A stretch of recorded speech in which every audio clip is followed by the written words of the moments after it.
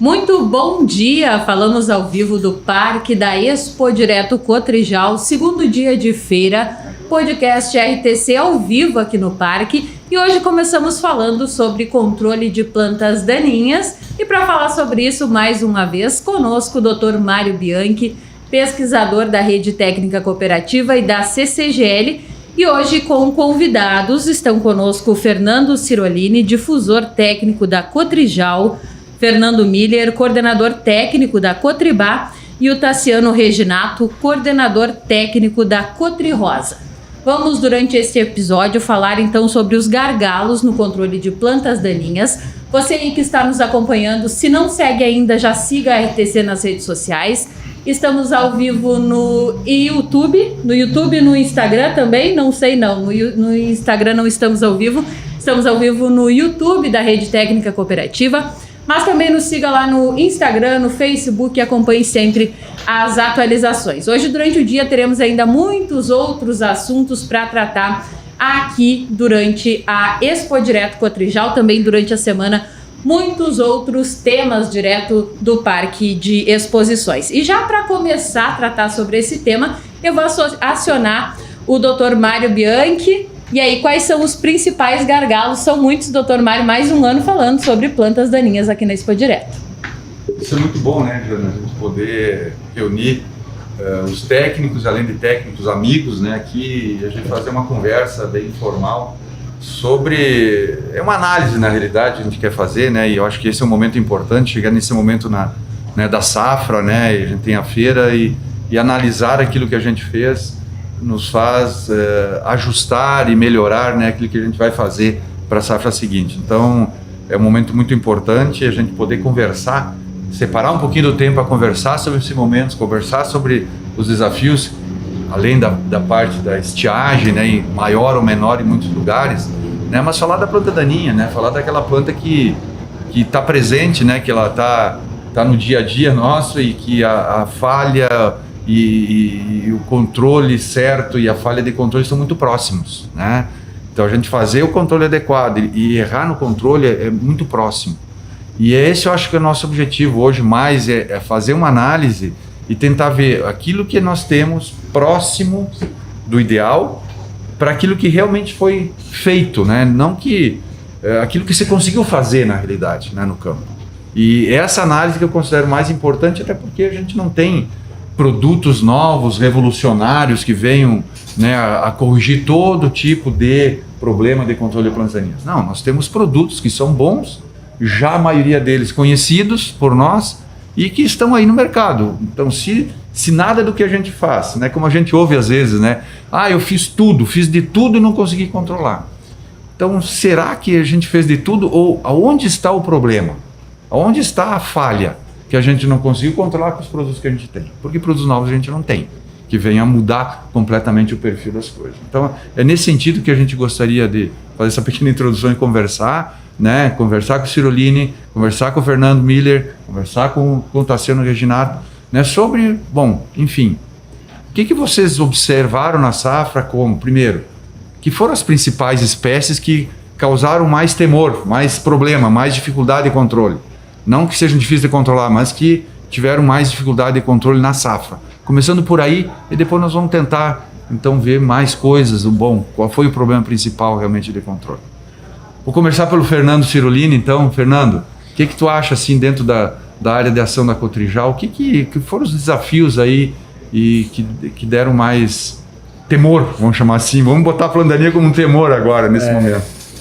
Bom dia, Mário. Bom dia, Fernando. Está sendo um prazer enorme estar aqui com vocês, né? E plantas daninhas voltou a ser falado, né? Teve um vácuo muito grande da geração glifosato, começou lá nos anos 2000 e tal, e nos últimos anos está se tornando uma coisa que está nos exigindo muita coisa, né? Uma vez eu brinco disso que no início dos anos 2000, 2009, a gente, para preparar a lavoura lá, quantos hectares você plantar? 100 hectares vezes 2, 3, tantos litros de glifosato, planta daninha está resolvido, né? Hoje a gente tem que separar talhão por talhão, ver qual espécie predomina num, qual espécie no outro, então está muito mais técnico, está muito mais complicado, muito mais do feeling do agrônomo para recomendar o produto certo para aquele talhão. Então olha só quanto que evoluiu. E como você falou, né, não existe produtos novos, então a gente tem que conhecer mais o histórico, baseado no histórico, para recomendar produtos. O que está pegando em plantas daninhas, né? Principalmente para nós está chegando caruru, uma velocidade muito importante, né? É uma planta que a gente tem usado bastante para emergente, mas é uma planta que não necessita de luz para germinar, né, Mário? Que isso aí nós aprendemos, né? Aprendemos bastante, então ela germina durante todo o ciclo da cultura. E agora, terminando os pré-emergentes, como está vindo alguma coisa. Então, caruru está muito problemático para nós. Pé de galinha crescendo muito, principalmente nessas áreas aí dos carreadores e pulverizadores, cabeceiras e tal, e está sendo uma planta muito difícil de controle, né? Algumas áreas com bastante poaia, né? Principalmente nas áreas onde é que tem mais areia, alguma coisa assim, tá crescendo, né? Então, para nós, ibuva tá voltando, porque o que a gente fez? Pegou herbicidas especialistas em caruru e não são tão especialistas em buva, né? Então, olha só, nós vamos ter que começar a fazer misturas de pré-emergente para tentar controlar. Eu diria que essas plantas aí continuam sendo umas principais. E principalmente, eu acho que essas gramíneas aí a gente vai ter muito mais dificuldade para controle. Algumas outras leiteiro, alguma coisa assim, mas principalmente na nossa região aqui seria isso. Pegar mais a nossa região mais pro norte, né, seria a ZV, mas é outra coisa. Principalmente essas que eu nomeei. Então buva, caruru em primeiro lugar, poaia e pé de galinha. Seriam as principais para nós aqui. Fernando Miller, o que tu me diz aí na área de ação da Cotribal? O que a gente pode ter aí além dessas? Acredito que vai ter mais, eu acho, talvez um pouco, né, Fernando? Exato. Bom dia, Fernando, colega, também o Tassiano, colega da Cotribal aí, né? E também o Dr. Mário Bianchi, né? Se tratando de plantas daninhas, né? É um cenário que nos preocupa muito, né? Na verdade, porque os problemas eles só estão aumentando, eles não estão diminuindo no campo, né? Então essa é a percepção que nós temos, né? E se percebe um avanço gigante, eu diria, nos últimos anos aí das plantas daninhas de uma maneira geral. Tanto folha larga como folha estreita, né? Então já citado pelo colega aqui, o Fernando, né?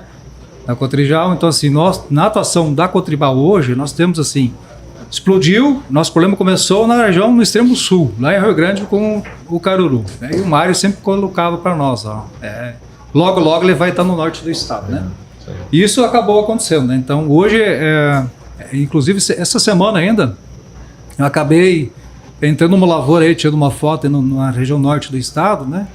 Em que o produtor ele vai ter uma quebra gigante, digamos assim, em cima do caruru. É uma área de soja que, claro que deu problema com a estiagem e tudo mais, mas os reflexos digamos, de pressão de caruru, eu nunca vi algo igual.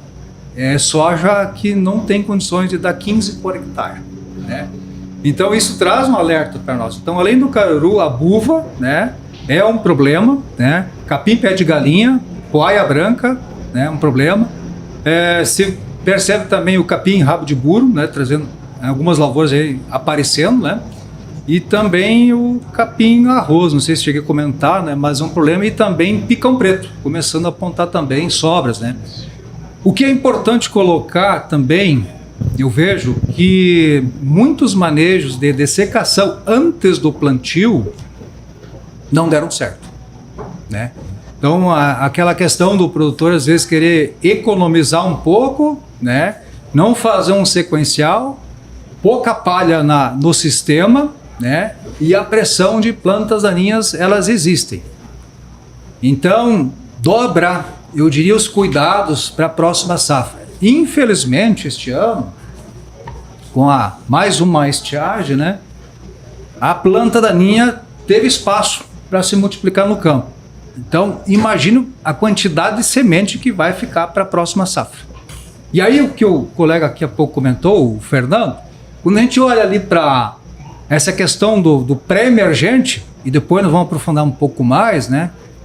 A gente enxerga que nem o básico não é feito.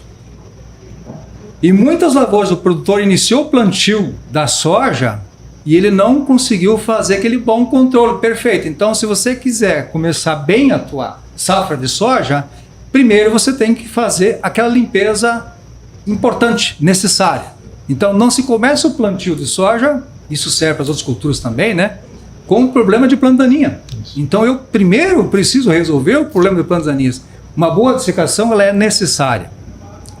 E a palhada, sem comentários, né? Ela é isso muito importante. Então, a gente percebe onde tem menos palha, menos cobertura, os problemas são maiores. Tanto de folha larga como de folha estreita. Muito bem. E aí, Tassiano? E lá na região lá da Santa Rosa, como é que estão as coisas? Tá tranquilo? Tá tudo bem? Sem planta daninha? Tranquilo é modo de dizer, né, Mário? Primeiramente, um bom dia a todos, né? Bom dia. Satisfação poder participar aqui, talvez contribuir um pouco aqui com vocês também nesse sentido, mas na região noroeste a gente também vem sofrendo, né, essa pressão de plantas daninhas, onde que passou um pouco da era do glifosato, né, Mário? Quando eu entrei mais para trabalhar aí no ano 2008, ainda glifosato às vezes resolvia muita coisa. E agora nós estamos voltando aí com os pré-emergentes, outros produtos que a gente fala aí que são produtos até mais antigos, né?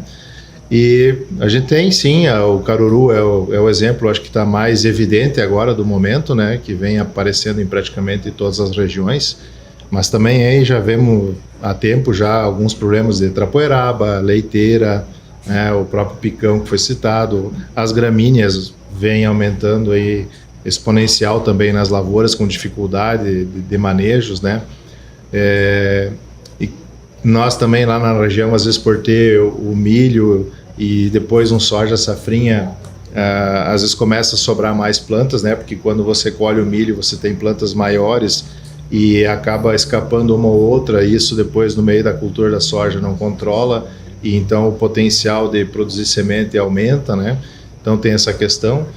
E eu acho que um outro ponto também trazer sobre os manejos até agora após a safra do soja, né, Mário? Que eu acho que é um momento importante de manejo que muitas vezes não é feito, o produtor acaba simplesmente colhendo a soja e talvez colocando alguma planta de cobertura, né, ou deixando um intervalo muito grande até um próximo plantio da cultura de trigo ou canola, enfim, que acontece na região.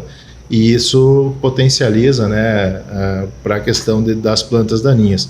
Então, acho que esse também é um ponto que a gente traz, né, de alerta, e também sobre as questões de aplicação, né, Mário? Acho que também a regulagem de equipamentos, né, ponta adequada, volume de cauda, momento de aplicação, enfim, todo esse processo aí que forma o conjunto, acho que isso também traz aí um ponto importante para melhorar esses controles que a gente tem, né? Às vezes tem uma janela mais curta, né? Que nem a nossa região colhe o trigo e logo vem o soja numa sequência, então às vezes tem um intervalo curto, o produtor às vezes, né, Fernando, quer dar uma economizada às vezes também no produto, ou não quer usar um produto com residual um pouquinho maior por causa do intervalo de plantar o soja, não perder o time. Enfim, são alguns detalhes que a gente tem que trazer aí pro ajuste do sistema e como que a gente pode melhorar isso, né? Olha, só para completar, que eu esqueci de algumas plantas daninhas, né? Dá para citar um herbário, mas que está nos prejudicando bastante, aqui é losna, clavorana. Então tem muitas áreas perdidas por losna e clavorana, né? Aqui na região agressiva, norte. na região Soledade, Soledade, aqui muitas lavouras muito problemática com isso, e começando o amargoso, né? Esse é problemático, esse aí é uma coisa que a gente vai ter que estudar bastante e tal, né? Então, só para complementar essas duas plantas daninhas aí que fora as outras, né? Mas claro, isso aí... O que dá para ver assim na nossa primeira parte aqui é assim, nós temos plantas anuais já conhecidas, né? E gramíneas que começam a assumir uma proporção maior um pouco dentro do cenário. Capim-arroz, capim pé de galinha, né? Pé de galinha, capim-arroz. Em alguns lugares também é amargoso. Eu acho que para vocês lá também é amargoso. A amargoso está forte lá também. Tá pegando bem. Então nós temos plantas perenes, gramíneas perenes, como amargoso, gramíneas anuais, que podem, às vezes, né? Não digo se comportar como perenes, mas um pós-colheita, como tu levantou, né? Num pós-colheita de soja, vai ser cortado e aquela planta vai rebrotar. Então, assim, nesse ponto, assim, que até que eu gostaria de continuar a conversa com vocês, na pergunta, assim, nós temos problema de dessecação, né? Todos falaram aqui que a dessecação está com um problema. Né? A gente não está conseguindo aquele cenário de ideal. Né? Então, assim, isso que eu queria perguntar para vocês. Bom, nós temos um ideal que seria semear no limpo.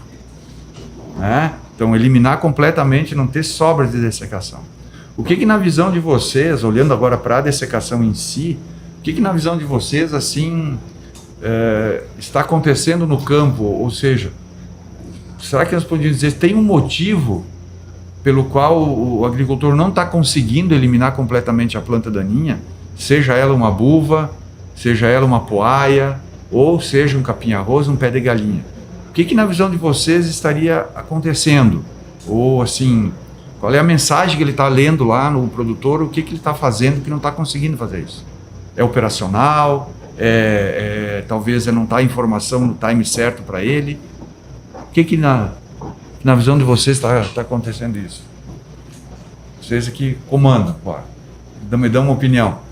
Pode ser o Fernando? Vou começar pelo Tassiano agora aqui. Então. Vou mudar, vou tirar a responsabilidade do Fernando começar. Tassiano, vamos lá no Noroeste, o que tu acha que está pegando para isso? Eu acho que um pouco talvez a visão que um produto resolvia tudo. Né? Eu acho que esse é um ponto, e hoje nós estamos precisando adequar mais produtos nas diferentes plantas que nós temos. Né? Então, às vezes nós temos lá com um problema de folha larga, um problema de folha estreita, né? Com grande dificuldade de controle, e como que a gente vai fazer esse manejo? E muitas vezes com um intervalo de tempo que o produtor acha curto, porque já vem o plantio numa sequência, né? Então, acho que esse é um dos gargalos, talvez, desse momento aí que precisaria uma atenção melhor, né? A gente ser mais assertivo, talvez, na composição desses produtos para controle.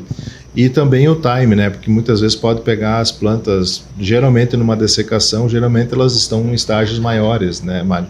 Então, também pode ser uma dificuldade. Então, a aplicação sequencial, né, devido a esse tempo, às vezes o produtor acaba não fazendo. Ou tenta com um produto resolver a situação, né? E às vezes acaba sobrando. E aí vem a cultura da soja, e no meio da soja nós ficamos sem alternativas para manejo. Acho que esse poderia ser uma das questões aí que estaria pegando no momento, né? E eu acho que esse seria o cenário hoje que eu vejo assim mais que acontece na região, né? Às vezes o pessoal já tentando no trigo já fazer uma dessecação para logo poder plantar o soja, né? E isso acaba sobrando plantas e estoura o problema depois, e às vezes produtos que não têm um residual, pelo menos por um período dentro da cultura da soja, para segurar essa planta, ou até para deixar ela, vamos dizer assim, talvez um pouco mais debilitada para o glifosato também poder ter uma ação um pouco melhor em cima da cultura da soja. Então, assim, pelo jeito, o intervalo é curto para uma planta grande. Eu Tem uma vejo planta isso. grande e um intervalo curto entre dessecar e semear. Quer dizer, a necessidade é dessecar e semear, mas a planta não está encaixada naquela... Que é o que a gente sofreu com a buva no início, né? Então, plantas maiores de buva e logo querendo fazer um plantio. E aí, às vezes queimava a planta da buva e depois rebrotava na cultura da soja, e aí não tinha mais alternativa. Fernando Miller. Não é muito diferente que o colega Tassiano comentou agora há pouco, né? Mas reforço assim um ponto que é muito importante, é que muitas vezes o produtor ele parte para um manejo de secação sem saber muito o que tem na área, em termos de planta daninha, em que fase ela está, né, para a gente poder partir para uma recomendação eficiente na questão do controle. E muitas vezes a gente observa também que o produtor quer fazer uma aplicação, né, só uma aplicação. Isso. Que você comentou agora há pouco, né, ele quer resolver o problema dele, planta daninha. E aí, porque a janela é curta, porque eu preciso plantar, né? E essa questão da janela ser curta, muitas vezes ele acaba errando, né? Então, quando tu tem sobra do plano daninha, e você efetuou o plantio, aí nós temos um problema maior ainda, gigante, que muitas vezes eu não tenho herbicida em posse para fazer esse controle. E aí os problemas do campo, eles vão aumentando. E um outro ponto importante é a tecnologia de aplicação. Que aí eu vejo que nós temos também problemas no campo aí, do produtor não cuidar muito esse detalhe do momento da aplicação, sabe? E aí são vários fatores que vão entrar na tecnologia de aplicação e que está fazendo com que sobre hoje planta daninha no campo. E aí, Ciruline, o que tu acha? Cara, isso, Tassiano, tanto o Fernando foram muito felizes no que eles falam, né? Não tem muita coisa que diferenciar do que eles falaram, mas eu agregaria mais um ponto. Colheu soja, e aí? O que faz o produtor? Vai ir nessa lavoura só quando vai plantar soja de novo ou só quando vai plantar trigo? Então esse manejo pós-colheita de soja, manejo outonal, que muitas vezes é uma maneira essencial que a planta está entrando para o inverno, transportando, tu conseguir eliminar essas plantas daninhas que estão aí pós-soja ou pós-milho, né? Um dado, né? Nós plantávamos, chega em torno de 30% de milho. Por que nós plantávamos 30% de milho? Porque o milho dava? Não, dava rentabilidade, mas a principal causa que a gente plantava 30% de milho, o que era? Manejo de plantas daninhas. Aí, de novo, voltando com o glifosato, hoje nós estamos com 3%. E nós vamos voltar para o milho para facilitar o manejo de plantas daninhas também. Então, esse manejo pós-colheita é uma coisa muito necessária. Muita gente, nós temos muita área pecuária com integração lavoura-pecuária. Isso é fantástico, é muito bom, mas quando é que eu estou entrando? Eu estou tocando as vacas com o pulverizador ou estou fazendo um manejo adequado de plantas daninhas? Então isso aí é uma coisa que também está sobrando bastante, plantas daninhas, manejo a uma aplicação só. Pós-trigo, estou colhendo trigo agora 10, 15 de novembro, eu tenho que entrar com soja amanhã. E aí nós vamos ter que se virar como controlar essa planta daninha. Não vamos poder usar produto que dá residual, não vamos poder usar produto que é isso, e o produtor quer isso. Ele quer isso, ele não dá o espaço que realmente precisa ter para manejar aquela planta daninha que a máquina cortou, que está lá. Aí, infelizmente, às vezes nos chamam lá para olhar, não tem o que fazer. Infelizmente, não tem o que fazer. Nós não temos herbicida que controla tudo hoje. Não desmerecendo o glifosato, porque o glifosato ainda é muito útil no sistema de produção nosso, mas não é o que era. Isso a gente sabe. Tem muitas plantas que têm resistente. Então, tecnologia de aplicação, falta de tempo, intervalos curtos, manejo pós-colheita. Então, acho que é um ambiente, palha, é um ambiente total que a gente tem que voltar a fazer do que a gente fazia antigamente quando nós não tínhamos glifosato. É essencial o glifosato? Mas nós temos que olhar a planta daninha com os outros olhos no momento. Acho que o ponto, assim, eu acho que comum nosso, né, primeiro, né, assim, a gente querer fazer algo que é um dessec plant sem ter as condições para fazer um dessec plant. Isso aí. Seja em termos de estágio da planta daninha, ou seja também em termos de tecnologia de aplicação, como o Fernando falou. Bom, tem uma recomendação adequada, né, vou colocar no estágio certo. E como é que está a tecnologia de aplicação? Considerando o ambiente, considerando o pulverizador. A gente talvez não lembre que o herbicida ele precisa ser absorvido pela folha, né? Isso. Ele tem que ser absorvido pela folha da planta na dessecação. E para ser absorvido tem que ter uma umidade do ar acima de 55%. Abaixo disso eu vou ter menos produto absorvido. Como é que será que está essas aplicações no campo, né? Será que está acontecendo, respeitando isso pelo menos, né? Porque muitas vezes a falha do controle, eu posso ter um bom produto, mas ele está sendo aplicado num horário que a planta inadequado. Inadequado. Vamos dizer assim, que a planta não quer conversar com o herbicida naquela hora, né? E aí eu vou ter falha, não por não ser absorvido nada, mas por ser absorvido numa dose inferior à necessidade de controle. E aí dá o quê? Rebrote, né? Aí dá a sobra, que eu anotei aqui, né? As sobras de dessecação. Então, eu acho que esse ponto também, além da questão do estágio, né? A questão da tecnologia de aplicação, estou aplicando bem, eu ouço muito e vejo também em alguns lugares o bico cone como sendo o grande bico para fazer uma aplicação de herbicida. Poxa, gente, isso aí não serve para herbicida.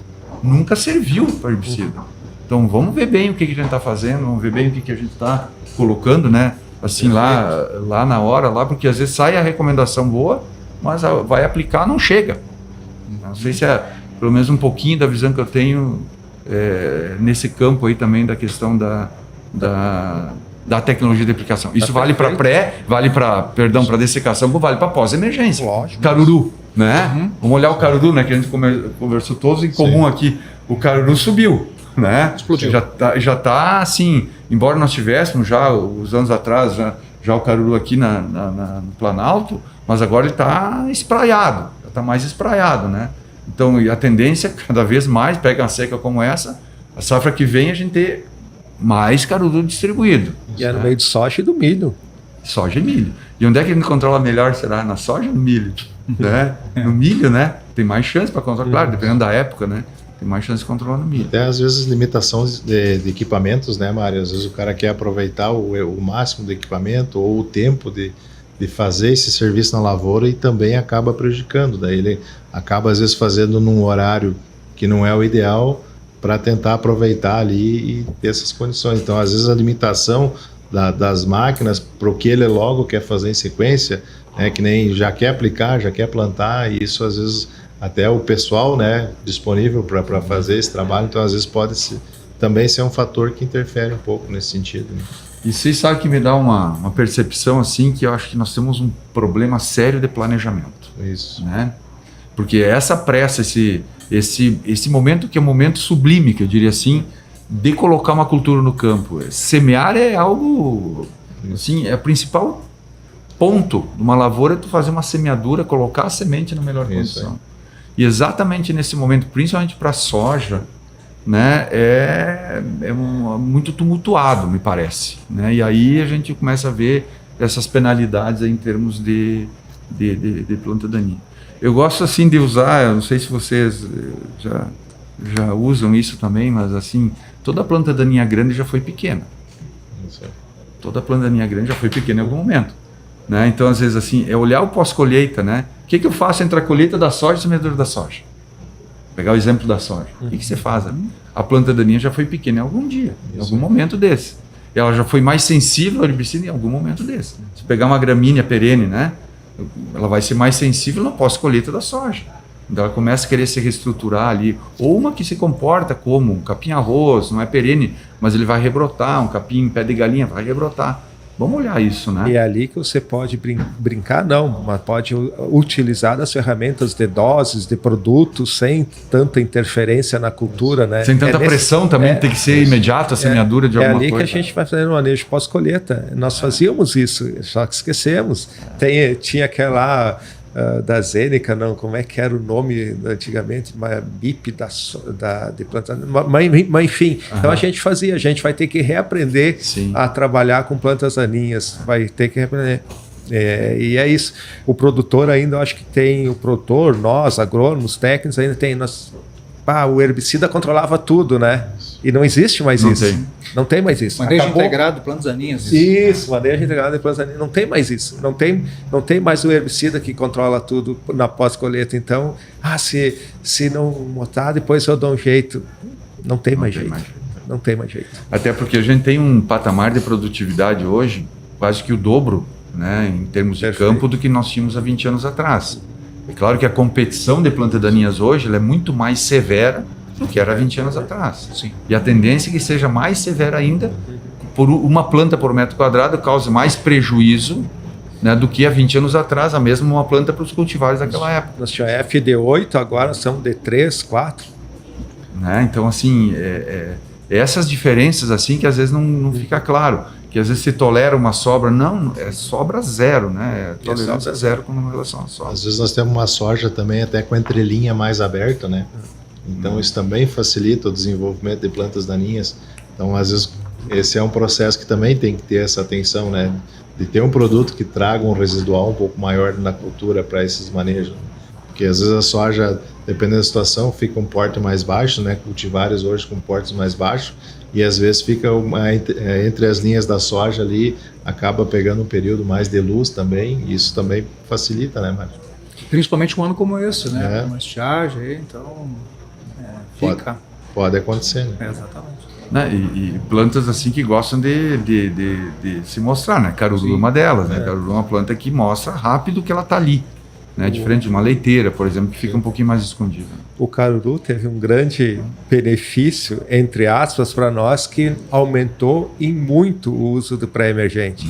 Aumentou demais, porque eles viram que só conseguem controlar caruru satisfatoriamente associado ao uso de pré-emergente, senão não tem jeito. É necessário na pós é muito complicado controlar caruru. Então eu não sei, eu não tenho dado os números, eu sei que mais que dobrou a área de uso de pré-emergente esse ano para nós, porque o caruru foi a planta daninha, claro que startou isso, né?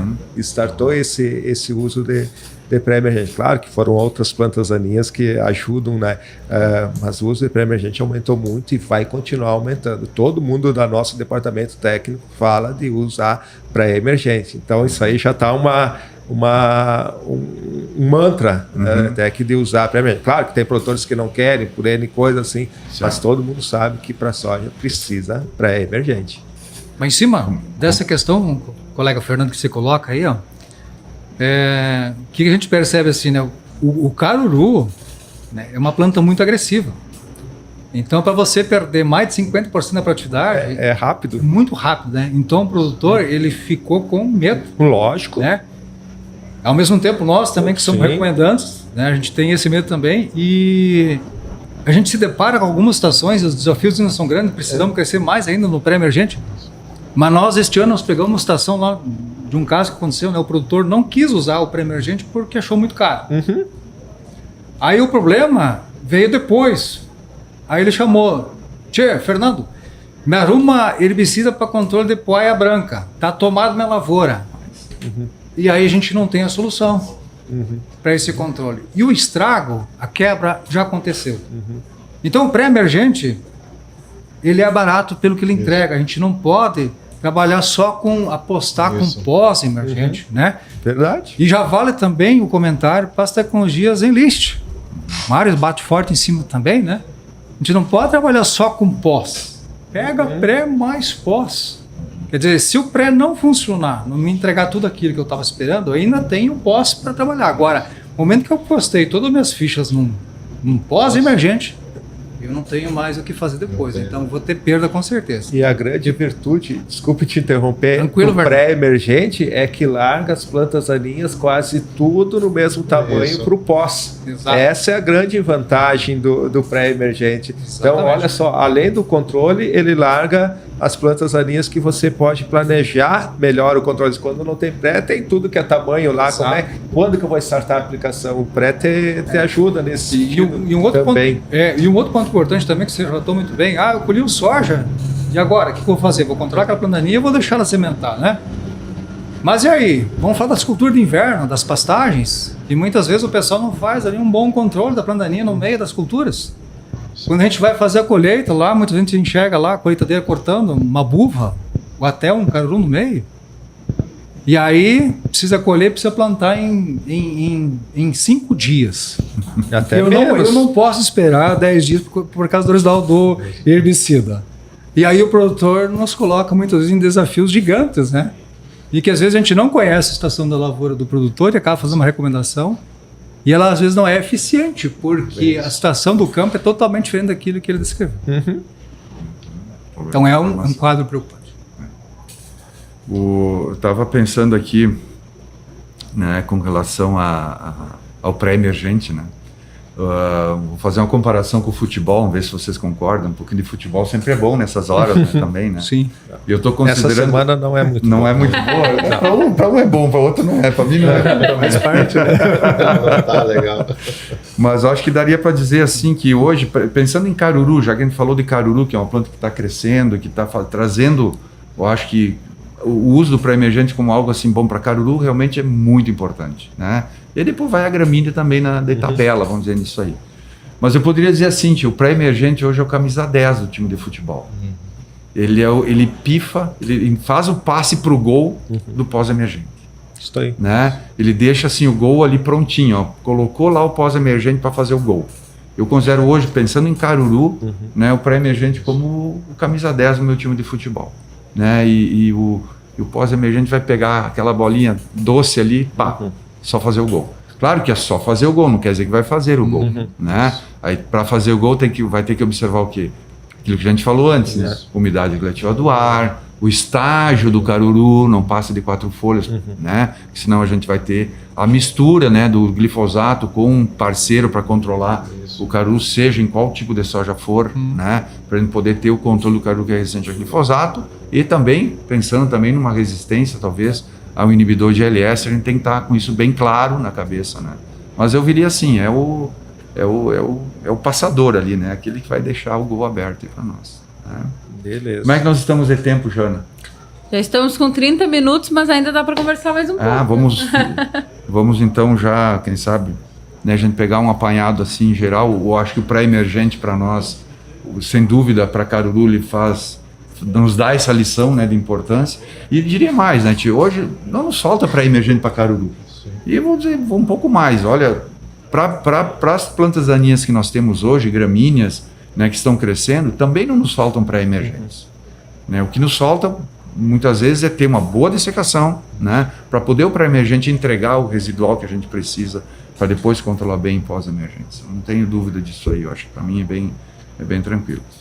Talvez assim um pouco mais, eu queria ouvir de vocês assim, para a gente ir finalizando assim, a aplicação. A gente falou um pouquinho de tecnologia de aplicação, né, umidade do ar e condição de pulverizador. E isso, vocês acham que é um gargalo? A gente está enfrentando um problema com relação à qualidade da aplicação, né? Tanto na dessecação, mas principalmente na pós-emergência. Isso está sendo um problema para nós, está sendo um limitante. Como é que, na visão de vocês, assim, o assistido, o agricultor que está utilizando lá, ele tem a clareza de que aquilo ali é importante, ele bloquear o trator parar completamente quando a umidade do ar for menor que 55%. Será que isso está claro? Está conseguindo fazer? A mensagem do herbicida está sendo clara para que isso seja utilizado ou não? Como é que vocês estão vendo isso no campo? Um problema ou não? Vamos, Fernando. É um problema, sim, Mário. Dentro da atuação da Cotribal, a gente enxerga muitos problemas atrelados à tecnologia de aplicação, né? Vou pegar alguns exemplos, né, Mari, que a gente enxerga assim, né, produtores, muitas vezes, né, a gente enxerga, às vezes é o empregado fazendo a aplicação, né, mas às 14 horas da tarde, né? Então não tem como um herbicida ser eficiente numa aplicação às 14 horas com umidade relativa ao ar abaixo de 55, com temperatura acima de 35 graus. O que eu vou esperar desse manejo, né, entende? Então aí começa a ter sobras, né, em função de uma falha de aplicação em função do horário, né? E além disso, né, a gente se depara também ao tipo de ponta. Você colocou muito bem antes, né, Mário? Usando o cone, né, em algumas estações, o bico cone, que não é propício para isso. Então, a gente percebe isso também.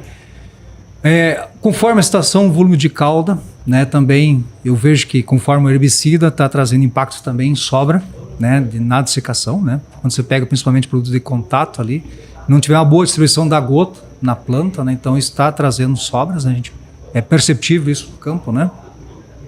E também alguma coisa também atrelada à questão da qualidade da água. Também eu vejo hoje tem falhas nessa questão aí, a gente entender um pouco mais a importância da qualidade da água no manejo dos herbicidas e serve para os inseticidas, fungicidas em geral. Mas também vai interferir na questão do controle, né? Que é diretamente ligado ao pH da água e aí vai, né?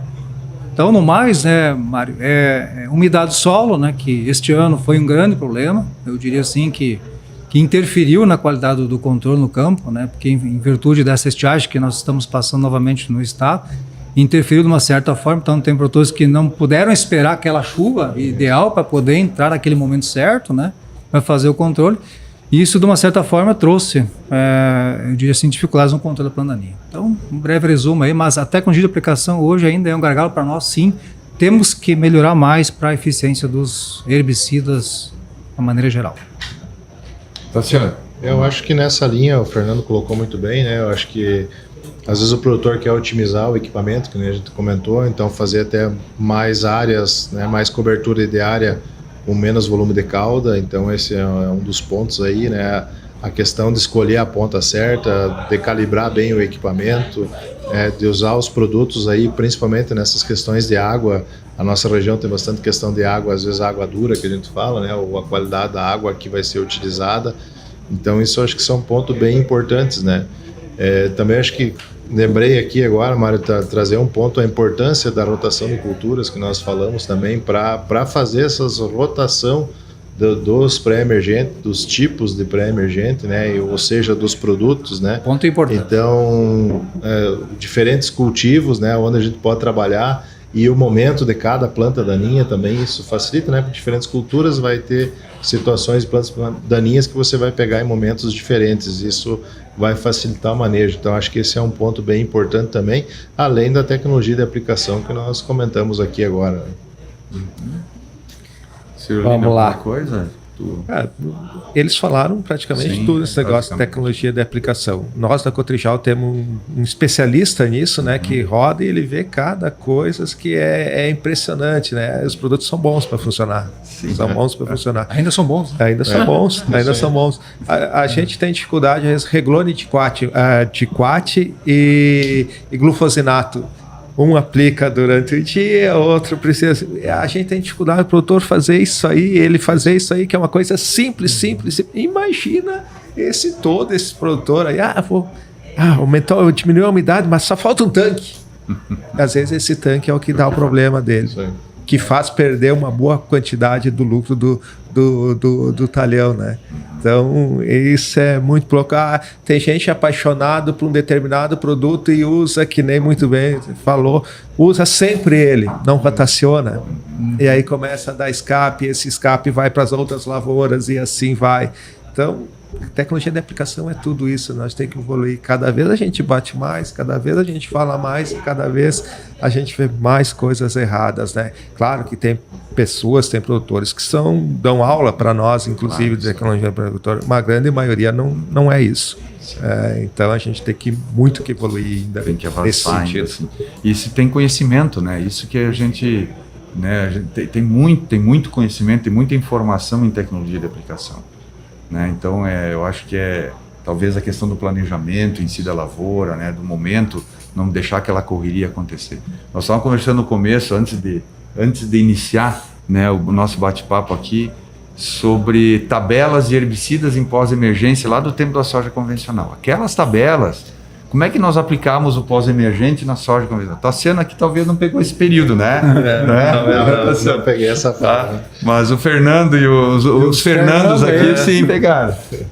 Puxa, nós tínhamos duas coisas que eram básicas. Estágio, acho que 4 folhas, que a gente fala hoje, uma grande novidade. Não, é antigo isso, é muito antigo. A gente aplicar no estágio, no máximo de 4 folhas, né? E umidade do ar acima de 55%. Isso era o que estavam naquelas tabelas. Quer fazer o controle em pós-emergência, tem que respeitar isso daqui para dar certo. Né? Estágio e umidade do ar. Aplicação sequencial. Aplicação sequencial, que a gente fala hoje, a buva grande, poaia, né? Trapoeraba. Né? O que funciona? Aplicação sequencial para plantas grandes. Isso é novidade? Não, isso estava na recomendação de soja em 1988. 1988 foi quando foi introduzido isso nas recomendações de soja. Um livrinho que tinha de recomendações de soja. Então, o que acontece? Parece que a gente precisa mudar completamente os princípios para funcionar. Não, os princípios são importantes quando eles são praticados. Porque a gente tem que ajustar produtos a esses princípios. Eu não posso furar um princípio e daí de funcionamento, umidade do ar. Não, com 30% de umidade do ar vai funcionar. Puxa, isso tem que ter uma revolução. A planta tem que ficar, vamos dizer assim, se comunicando com o ambiente, transpirando, perdendo água para poder o produto entrar. Ela não vai fazer isso. Ela vai morrer. Né? Ela vai morrer. Então, assim, não vamos achar que tem mágica no negócio. Não. Tem alguns princípios que são importantes a gente respeitar para poder funcionar. Então, tem coisa que a gente fala, parece que é uma inovação, né? 4 folhas, umidade acima de 55%, aplicação sequencial quando a planta é grande. A planta daninha já foi pequena. São coisas óbvias, né? Que a gente precisa praticar. Eu vejo isso, a gente precisa praticar. Eu vejo assim em vocês essa necessidade de dizer, sim, a gente precisa praticar isso, fazer o que tem que ser feito, né? Para a coisa melhorar. E o caruru está aí para ensinar isso também, né? Tá. O caruru é uma planta importante. Outra planta que tu colocou, a gente não conversou muito, é a losna. Né? A losna, eu diria assim, a losna reúne aquilo que a buva tem, que é uma planta de dessecação, com aquilo que o caruru tem, que é uma planta de pré-pós-emergência. Atenção para a losna. A losna é uma planta que é de manejo dentro da safra. Né? E é muito importante a losna, porque, olha, ela cresce tanto quanto um caruru. Né? Então, temos que ter atenção na dessecação, temos que ter uma atenção no manejo de outono e inverno, ou seja, entre colheita de soja e semeadura de soja. O que eu faço? É ali que eu vou controlar a losna.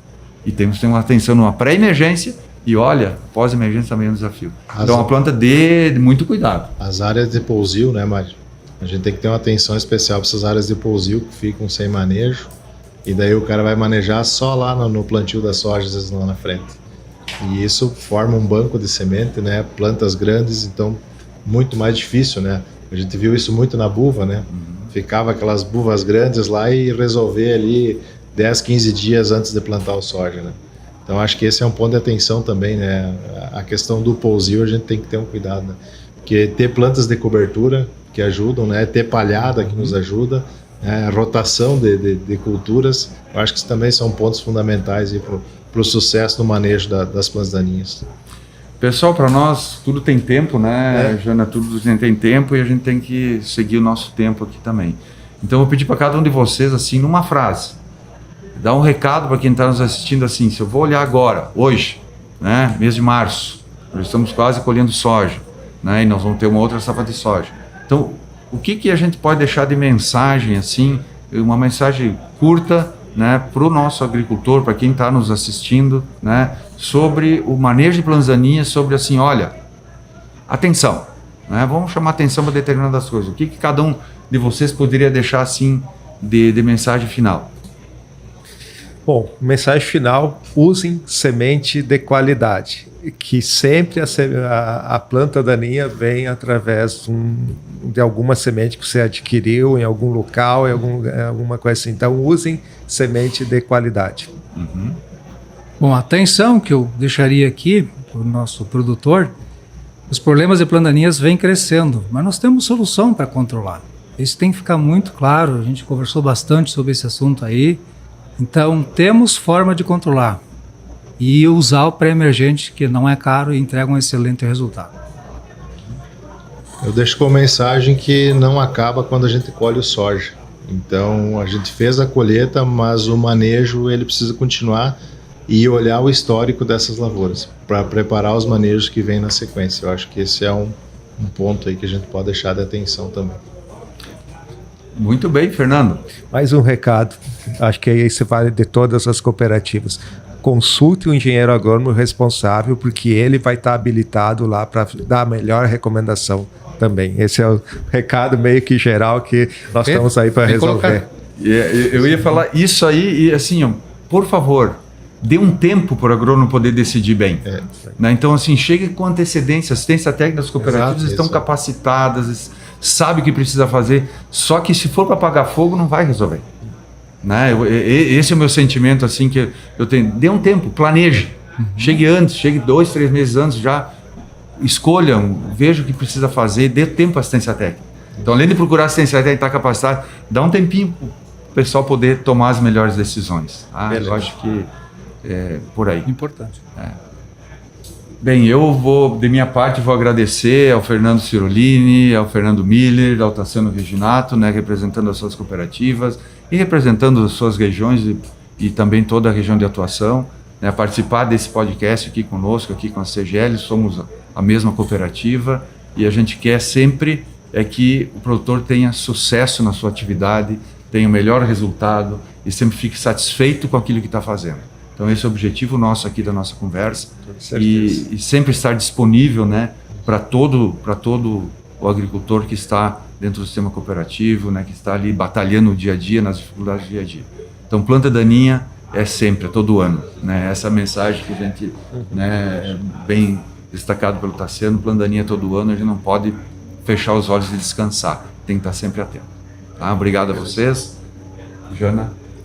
Muito obrigada, doutor Mário. Muito obrigada a vocês também pela participação no podcast RTCs, que é mais um canal das cooperativas para disseminar o trabalho que vocês, né, dos departamentos técnicos das áreas de pesquisa fazem. Inclusive o Fernando e o Tassiano já tinham, né, participado conosco do podcast lá no estúdio lá na RTC.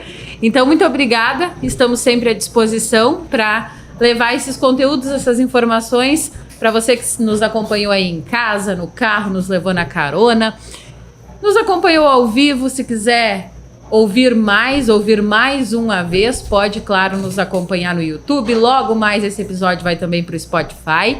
Segue a RTC aí nas redes sociais, nos acompanha no Instagram, no Facebook, no YouTube, no Spotify. E fica ligado que logo mais voltamos ao vivo aqui na Expo Direto Cotrijal com o podcast RTC. Até mais!